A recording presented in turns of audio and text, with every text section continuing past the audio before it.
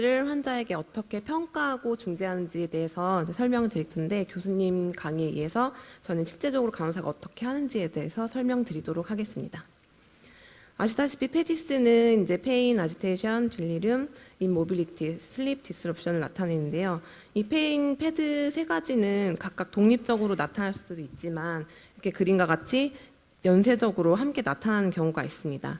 그래서 저희가 이걸 관리하지 않게 되면은 환자는 결국에는 빼드리는 상태가 지속될 수가 있고요.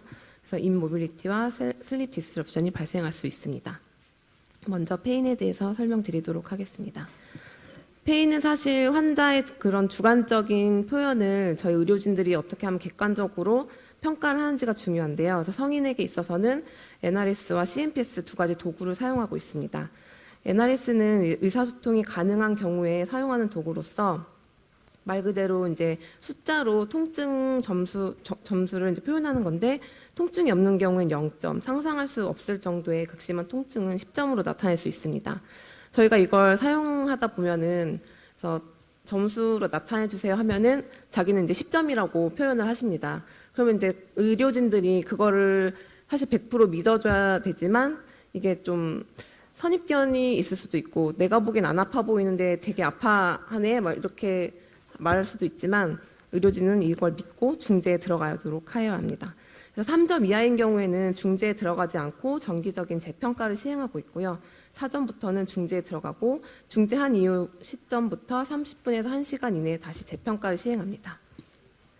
다음으로는 CMPS입니다. CMPS는 의사소통이 불가능한 환자에게서도 사용할 수 있고, 또 의사소통이 가능하지만 NRS를 이해할 수 없는 환자에게서 사용할 수 있습니다. 이것은 얼굴 표정, 신체 반응, 기계호흡 순응도 또는 발성을 각각 점수화하여서 점수 합산으로 통증을 평가하는데요.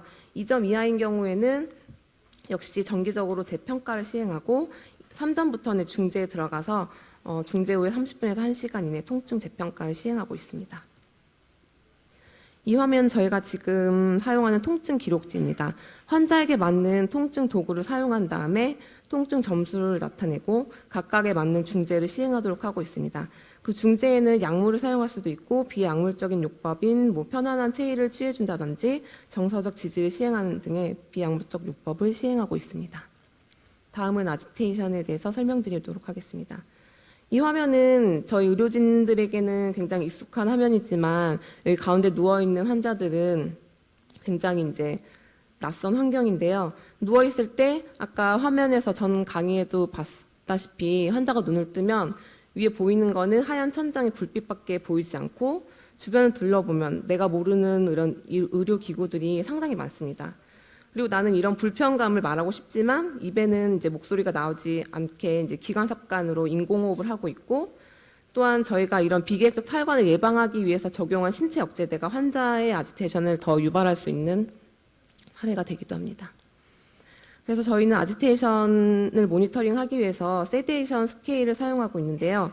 라스를 사용하고 있는데, 이 마이너스는 세데이션 점수를, 포지티브는 아지테이션 점수를 나타내고 있습니다.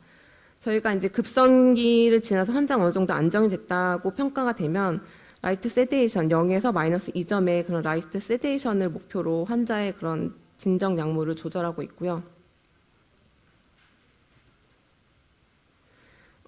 이게 보시는 화면은 저희가 현재 사용하고 있는 EMR 플로시트로서 여기 바이탈을 볼 수가 있고, 그리고 저희가 신체 보호대를 적용하고 있다는 표시가 되어 있고요. 라스는 저희 세데이션 파트의 점수화로 표현되게 할 수 있습니다. 저희는 일반적으로 2시간마다 이제 라스를 평가하고 의식사정과 함께 라스를 평가하고 있고요. 필요에 따라서는 주기를 짧게 해서 평가할 수도 있습니다. 그래서 밤 동안에는 수면을 격려하고 낮 시간에는 이제 진정약물을 좀 줄이면서 환자를 깨우도록 하고 있는데요. 환자 대부분이 이렇게 잘 깨어나면 좋겠지만 어느 순간 이렇게 아지테이션이 보이게 되면은 저희와 협조가 전혀 되지 않기 때문에 반드시 중재에 들어가야 됩니다.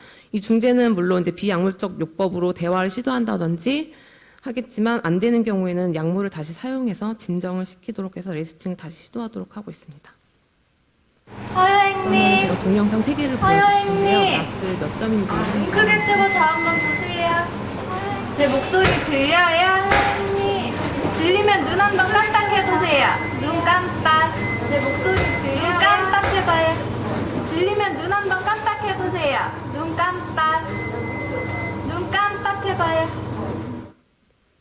네, 몇 점인 것 같으세요?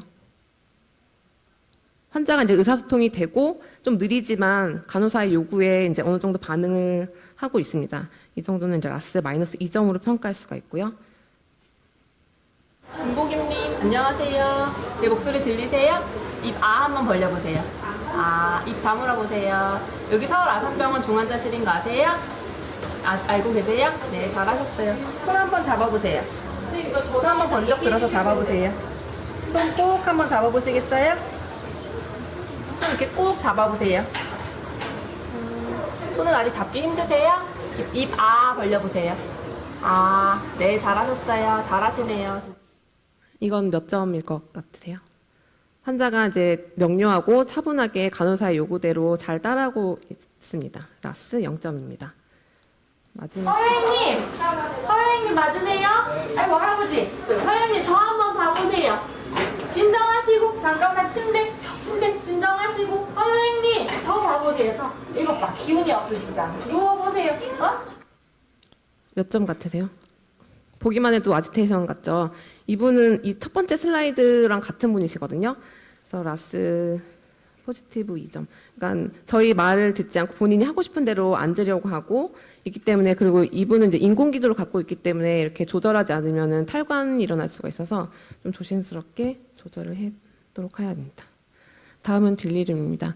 그 아지테이션 인터벤션은 저희가 그 딜리룸이랑 중복되는 게 많아서 딜리룸 설명하면서 같이 설명해 드리도록 하겠습니다.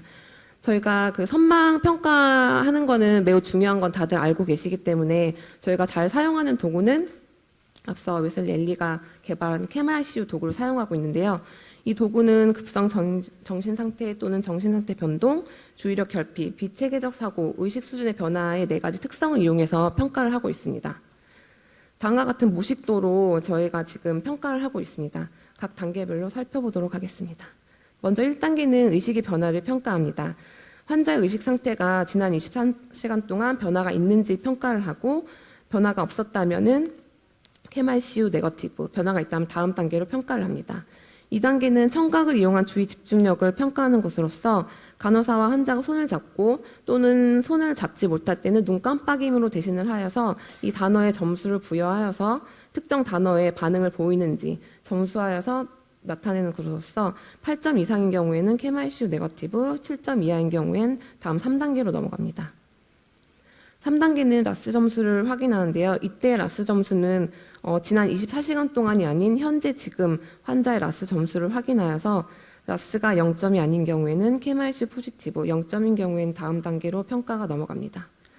4단계는 비체계적 사고로서 다음 1형, 2형 중 한 가지 문제를 선택해서 4가지 질문에 한 문제당 1점을 부여하고 추가로 양손가락 펴기를 똑같이 따라하게 한 다음 모두 똑같이 한 경우에 1점을 부여합니다.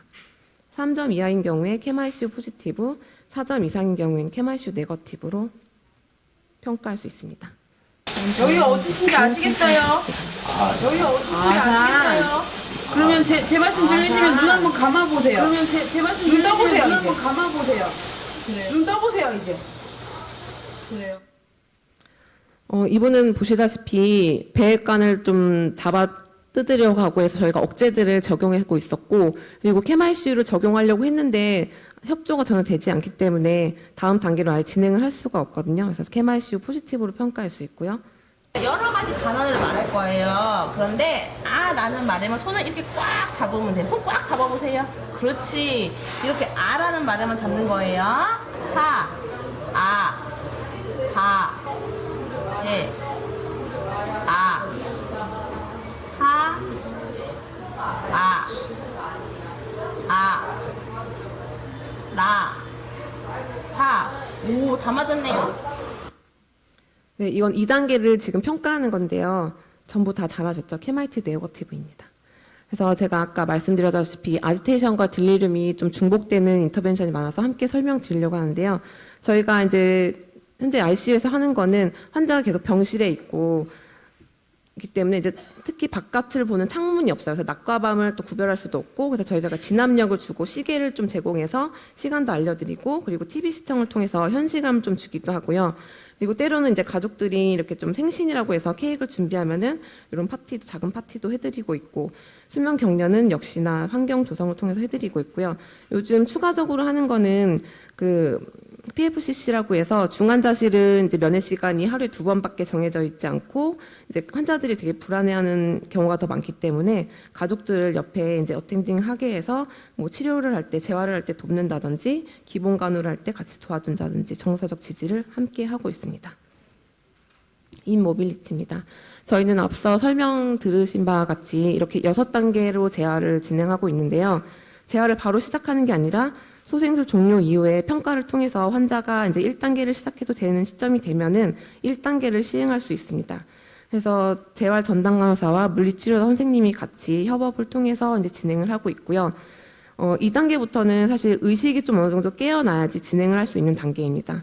그래서 역시나 체크리스트를 통해서 전담 간호사 선생님이 시작을 할 수가 있고요.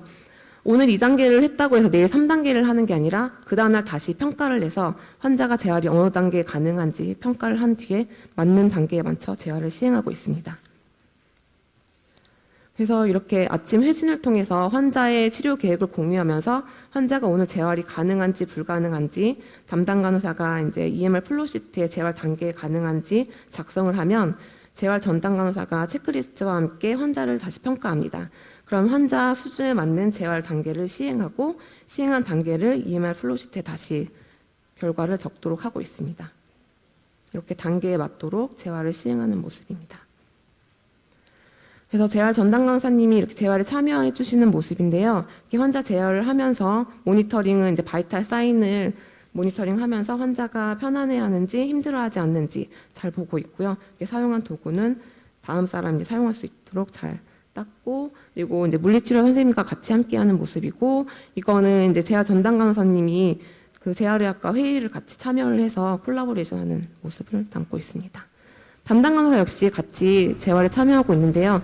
담당 간호사가 바이탈 사인을 측정하면서 환자가 재활에 잘 적응하고 있는지, 편안한지 불편한지 평가를 하고 있고, 이거는 이제 6단계 정도 재활을 할 때 담당 간호사 같이 어텐딩해서 바이탈 사인도 모니터링하고 이제 같이 하고 있습니다. 저희가 재활 전담 간호사를 이제 일주일 내내 운영하면 좋겠지만 주말에는 이제 전담 간호사가 없기 때문에 담당 간호사가 이제 가능한 한 할 수 있는 한 이렇게 침상에서 할 수 있는 재활을 적용하고 있고요. 다음은 슬립 디스럽션입니다. 저희가 이제 그동안의 경험을 바탕으로 해가지고 이런 프로토콜을 이제 만들어서 저희가 적용하고 있는데요. 이 프로토콜은 이제 간호사가 좀 주도하에 많이 하고 있는 편이고, 다음 슬라이드에서 자세하게 설명드리도록 하겠습니다. 이 프로토콜의 목표는 라스 -3점 이하 수면 유지 4시간 이상을 목표로 하고 있습니다. 그래서 무조건 처음부터 약물을 투여하는 게 아니라 먼저 비약물적 중재를 시행하고 있습니다. 비약물적 중재는 우선 조명이라든지 소음 관리를 시행하고 있고요. 그래서 소음 관리라고 하는 거는 이제 예를 들어 이제 밤 수면 시간에 네뷸라이저가 있다면 네뷸라이저 소리가 굉장히 시끄럽거든요. 그래서 요거는 이제 응급 상황이 아니라면 시간을 좀 미뤄서 수면 이외의 시간에 적용하도록 하고, 체열 시간이라든지 체위 변경, 기도 흡인 같은 그런 미룰 수 있는 행위들을 미뤄서 하고 있습니다. 1차 조절은 새벽 1시에 라스 평가 -2점 이상인 경우에는 경구 복용이 가능한 환자에서는 퀘타이핀을 이제 투여를 하는데요. 초기 용량 여기 25라고 적혀 있긴 했지만 환자에 따라서는 이 용량으로도 좀 혈압이 떨어지거나 하는 경우가 있어서 이 용량에 대해서는 담당이와 상의할 수는 있습니다. 경구 복용이 불가능한 경우에는 IV 진정 약물을 지속 주입을 시작합니다. 조절 시작 후 1시간 뒤에 2시에 다시 재평가를 통해서 약물이 필요한지 아닌지 평가를 하게 되고, 필요하면 약물 투여를 다시 하고요. 1시간 뒤에 다시 재평가를 통해서 수면 어떠한지 평가를 하고 있습니다. 그래서 수면제를 이제 투여를 하고 지속 주입 약물을 투여했을 때 저희가 이제 6시, 오전 6시 기준으로 그동안 투여했던 지속 주입 약물을 이제 감량을 해서 환자가 그날에 이제 치료 계획을 수립할 수 있도록, 어웨이크닝 할 수 있도록 깨우기 시도를 하고 있습니다. 그래서 담당 간호사는 이런 수면 프로토콜을 적용해서 EMR 플로시트에 환자가 수면을 취했는지 안 했는지 이렇게 작성을 하고, 오전에 수면의 질이 어떠했는지까지 작성할 수 있습니다. 그리고 수면 약물은 어떠한 약물을 사용했는지 표시해 놓고 있습니다. 그래서 비약물 중재를 더 자세하게 살펴보면 조명의 소음 관리를 한다고 했는데요. 실제로 이렇게 조명을 끄고 간호사가 일하는 모습입니다. 상당히 좀 어둡긴 하고요. 그래서 저희가 너무 어두워서 이렇게 투약카트의 간접 조명을 사용해서 일하지 불편하지 않도록 하고 있고요. 그리고 미드나잇 전에 엑스레이나 체중 측정, 그리고 필요하다면 기막에 안대를 제공해서 수면을 돕도록 하고 있습니다. 이거는 데일리꼴 툴이라서 이거를 만들게 된 배경은 저희가 이제 이걸로도 이제 간단한 환자 파악을 할 수 있고 의료진과의 의사소통 그리고 환자 보호자 의사소통을 원활하게 하기 위해서 만든 건데요. 방금 전에 말씀드렸던 재활 유무라든지 세데이션을 잘했는지 안 했는지 수면을 잘 취했는지 그런 유무를 평가할 수 있고 이거를 보고 이제 간단하게 환자가 어땠는지 평가를 할 수가 있습니다. 그리고 추가적으로 하나 더 하는 거는 제가 이제 그동안 환자를 봤을 때 물론 처방에 따라 약물을 제 시간에 투여하고 바이탈을 체크하는 것도 중요하지만 환자와 나와의 라포 형성을 하는 게 치료에 더 효과적이라고 더 많이 느꼈습니다. 그래서 지금 이거는 퍼포스풀 아울리 라운딩이라고 하는데요. 간호사가 이제 환자에게 갈 때마다 지속적으로 의사소통을 하기 위해서 하는 이제 5가지 가 있는데 처음에 이제 처음 만났을 때 교대 시간이 있을 때 나를 소개하고 내가 이제 담당 간호사니까 당신은 이제 8시간 동안 내가 케어를 할 것이다. 그래서 소개를 한 뒤에 오늘 치료는 어떤 것을 할 것이다. 치료 계획을 공유하고요. 그리고 혹시 불편한 점은 없는지, 아픈 점은 없는지 페인을 이제 사정을 하고 혹시 자세가 불편하지 않은지 포지션과 그리고 궁금하신 건 없는지 퍼스널 니즈를 이제 지속적으로 의사소통하면서 평가를 하고 필요하다면 중재를 시행하고 있습니다. 제가 이제 이거를 만들면서 그 아까 말했던 ABCD EF 번들하고는 좀 다르지만 비슷한 ABCD EF를 만들어 봤는데요. 우선은 이제 환자가 우리가 원하는 방향으로 가기 위해서는 이제 지속적인 세데이션보다는 가능하다면 라이트 세데이션을 통한 어웨이크닝하고 그리고 자가 호흡을 빨리 해서 위닝을 할 수 있는 브레스팅을 돕고 딜리륨을 조절하고 그리고 얼리 모빌리티를 통하는 게 중요한데요. 그래서 이 모든 것들을 잘 코디네이션하는 게 의료진의 역할이라고 생각합니다. 플러스로 가능하다면 이 과정 중에 이제 가족을 참여시킨다면 가족과 환자의 만족도 그리고 저희의 만족도도 한층 더 높아질 거라고 생각합니다. 이상 발표를 마치겠습니다. 감사합니다.